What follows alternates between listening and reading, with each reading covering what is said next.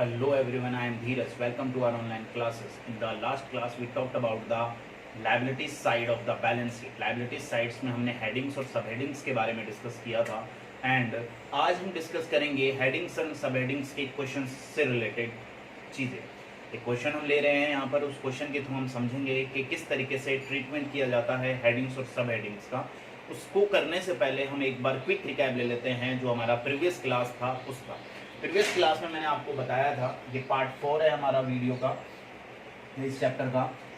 यहाँ पर share holder, सबसे पहले बता देता हूँ आपको, लायबिलिटी साइड में देयर आर 4 हेडिंग्स बट हमारे काम के सिर्फ 3 हैं.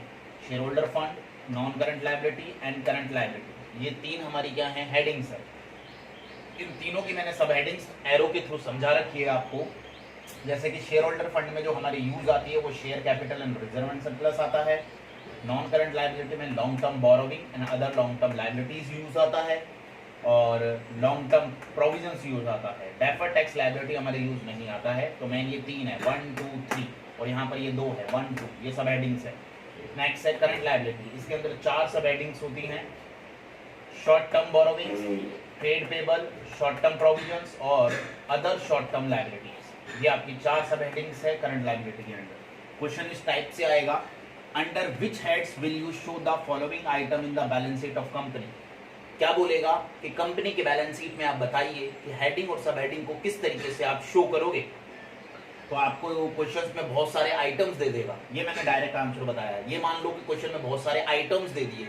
सर आइटम्स का मतलब लायबिलिटी साइड और का कोई भी आइटम दे दिया, ठीक है. तो आपको ये फॉर्मेट बनाना है. पहले में सीरियल नंबर आता है, सेकंड कॉलम में आइटम्स आते हैं जो क्वेश्चन में गिवन होंगे आपको. ये हमने खुद ने प्रिपेयर किए हैं, हेडिंग और सब हेडिंग. इन शॉर्ट कहने का मतलब ये लाइन गिवन होगी और वहाँ 10-12 आइटम्स गिवन होंगे. उन आइटम्स को यहाँ सीरियल नंबर वाइज आपको नोट करना है. मान लो अगर आप इसको अंडरस्टैंड करना चाहते हो तो ऐसे अंडरस्टैंड करो कि ये क्वेश्चन है, ठीक है, और आपसे बोला है कि हेडिंग एंड सब हेडिंग्स को आप एक्सप्लेन कीजिए हमें. तो देखो कैसे एक्सप्लेन करेंगे. ये अगर क्वेश्चन है तो मैंने बनाया पहला हेडिंग का कॉलम, दूसरा सब हेडिंग का कॉलम. 2 कॉलम्स मैंने यहाँ मेंटेन किए. फर्स्ट में अनक्लेम्ड डिविडेंड. तो फर्स्टली ये देख लीजिए कि अनक्लेम्ड डिविडेंड की हेडिंग क्या है. तो हेडिंग तो ये 3 है, जो भी होगा इन तीनों में से ही होगा, और तो कुछ हो ही नहीं सकता हेडिंग में.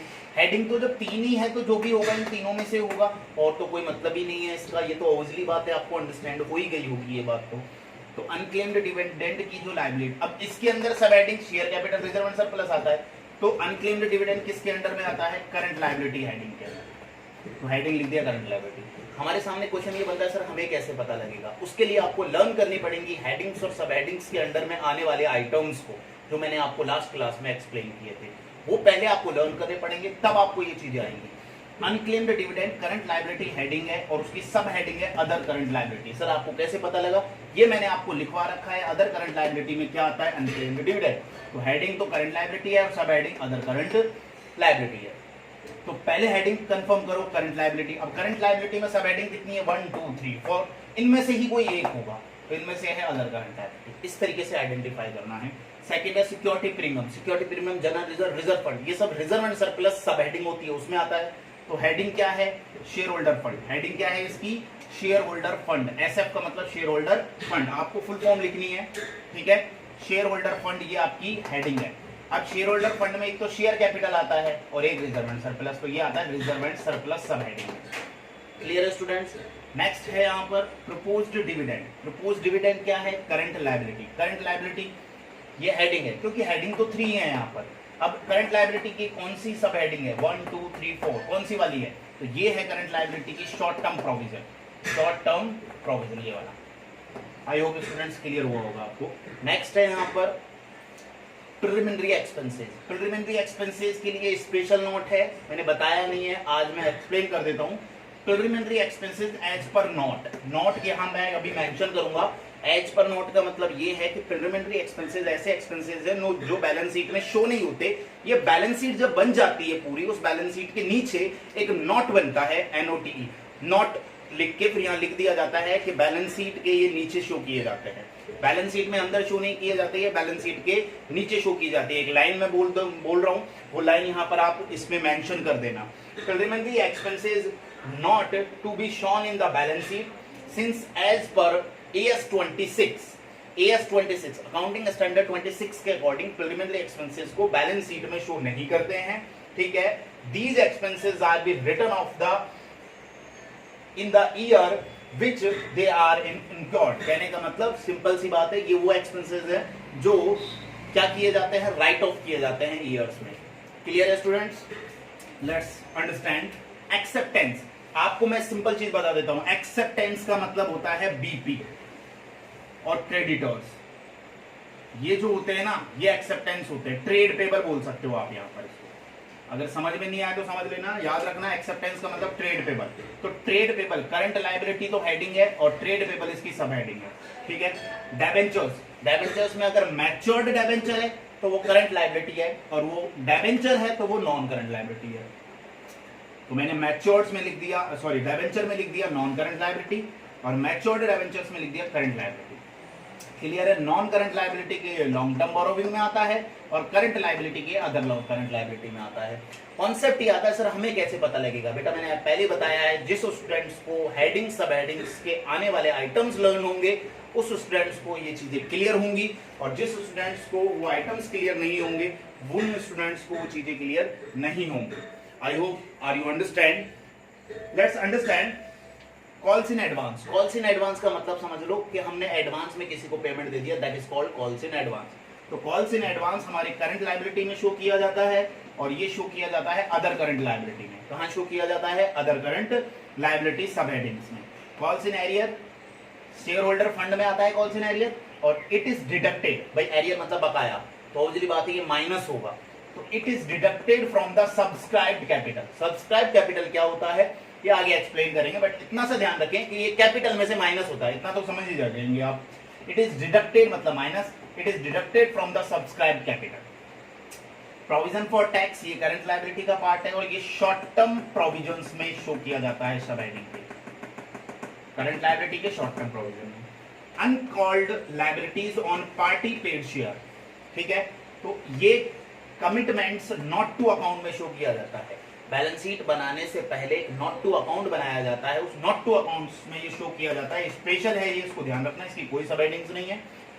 कमिटमेंट्स नॉट टू अकाउंट में इसको शो किया जाता है। कमिटमेंट नॉट टू अकाउंट्स क्या होता है? बैलेंस शीट, जो आइटम्स बैलेंस शीट में शो नहीं किए जाते हैं उनको कहां पर शो किया जाता है? उनके लिए बैलेंस शीट की तरह ही एक फॉर्मेट बनता है जिसको बोलते हैं note to accounts. Explanatory note समझाया था, याद हो तो, इस चैप्टर के 5वां पॉइंट था, जब मैंने बताया था कि फाइनेंशियल स्टेटमेंट में 5 फाइनेंशियल स्टेटमेंट्स को डिवाइड किया गया है, ठीक है। तो वहां balance sheet, statement of P and L, cash flow statement, और वहां एक एक्सप्लेनेटरी नोट बताया था, वो यही है, commitments to note to account. Interest accrued, तो ये इंटरेस्ट एक्रूड का मतलब ये है आउटस्टैंडिंग इंटरेस्ट, एक तरीके से मैं आपको समझाना चाहूँ तो। ये कौन सा इंटरेस्ट है? Outstanding interest.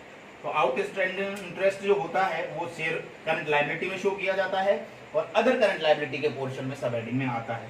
सर हमें कैसे पता लगेगा? देखो हेडिंग्स कैलकुलेट करना बहुत ज्यादा हार्ड नहीं है, सब हेडिंग्स को कैलकुलेट करने में, सब हेडिंग्स को फाइंड आउट करने में थोड़ी प्रॉब्लम आ सकती है, लेकिन वो प्रॉब्लम तब आएगी जब आपको ये लर्न नहीं होंगे। अगर आपने उनको लर्न कर रहा है आइटम्स को, तो आपको 200% आई एम श्योर कि आपको फर्स्ट इलस्ट्रेशन में हल्का फुल्का प्रॉब्लम आएगा और सेकंड इलस्ट्रेशन में बिल्कुल नहीं आएगा।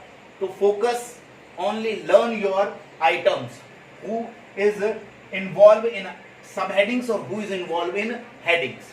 कौन सब हेडिंग्स में इन्वॉल्व होगा, कौन सा हेडिंग्स में इन्वॉल्व होगा। इंपॉर्टेंट थिंग्स यही है कि आइटम्स को लर्न करो, आइटम्स को लर्न करने के बाद आपको चीजें क्लियर होंगी। Next, P and L account, debit balance. देखो पी एंड एल अकाउंट दो बैलेंस होते हैं, क्रेडिट बैलेंस और डेबिट बैलेंस। अगर क्रेडिट बैलेंस है तो भी वो रिजर्व एंड सरप्लस में आएगा, लेकिन वो प्लस में आता है। अगर वो डेबिट बैलेंस है तो भी वो रिजर्व एंड सरप्लस में आएगा, लेकिन वो माइनस में आता है। देख लो रिजर्व एंड सरप्लस कहां आता है? शेयर होल्डर फंड हेडिंग में। Shareholder fund, reserve and surplus लिख दिया, R and S, reserve and surplus. Negative balance, negative balance को हमेशा ब्रैकेट में शो करते हैं, ये आपको मैंने एक्सप्लेन कर रखा है बहुत बार। पब्लिक डिपॉजिट्स, ये नॉन करंट लायबिलिटी है और लॉन्ग टर्म बोरोविंग है, ये सब heading. Advance from customer, customer से क्या लिया? एडवांस। तो ये एक तरीके से आप कह सकते हो कि ये करंट लायबिलिटी है और अदर करंट लायबिलिटी में शो किया जाएगा।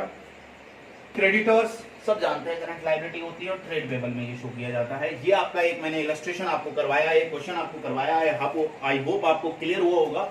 सबसे इंपॉर्टेंट थिंग्स यही है कि इस चैप्टर को करने के लिए आपको लर्न करनी पड़ेगी हेडिंग्स और सब हेडिंग्स, और सब हेडिंग्स के अंदर आने वाले आइटम्स। ये चैप्टर बहुत इंपॉर्टेंट चैप्टर है स्टूडेंट्स, क्योंकि ये चैप्टर रिलेटेड है कंपनी, जो आपका एक चैप्टर है कंपनी जिसमें अपन शेयर और डिबेंचर्स पढ़ेंगे, वहां यूटिलाइज होगा इस चैप्टर का पूरा पार्ट। एक चैप्टर है चैप्टर नंबर 10, वहां पर अपन कंपैरेटिव और common size balance sheet prepare करते हैं, वहां भी हमारे इसमें बहुत काम आएगा ये। और एक हमारा रेशियो चैप्टर है, वहां तो ये बहुत ज्यादा काम आता है। तो इसलिए ये चैप्टर की इंपॉर्टेंस बहुत ज्यादा है 4 मार्क्स का ये चैप्टर, बट ये चैप्टर मार्क्स के अकॉर्डिंग इतना इंपॉर्टेंट नहीं है जितना ये आगे आने वाले हमारे चैप्टर्स के लिए इंपॉर्टेंट है स्टूडेंट्स। एक चीज मैं और बताना चाहूंगा, इसमें हम पूरे चैप्टर में सिर्फ मेनली 2 ही चीजें सीखेंगे कि बैलेंस शीट के आइटम्स को बैलेंस शीट की किस पोर्शन में शो किया जाता है, और स्टेटमेंट ऑफ पी&एल के आइटम्स को स्टेटमेंट ऑफ पी&एल के किस हेडिंग में शो किया जाता है। मतलब सिंपल, करंट लायबिलिटी में क्या क्या आता है, नॉन करंट लायबिलिटी में क्या क्या आता है, एसेट्स में क्या क्या आता है, लायबिलिटीज में क्या क्या आता है, और पी&एल में क्या क्या आता है, और इनकम में क्या क्या आता है, एक्सपेंसेस में क्या क्या आता है। ये सारी चीजें हम इस पूरे चैप्टर में डिस्कस करेंगे। Thank you so much students, I hope आपको सब चीजें क्लियर हुई होंगी।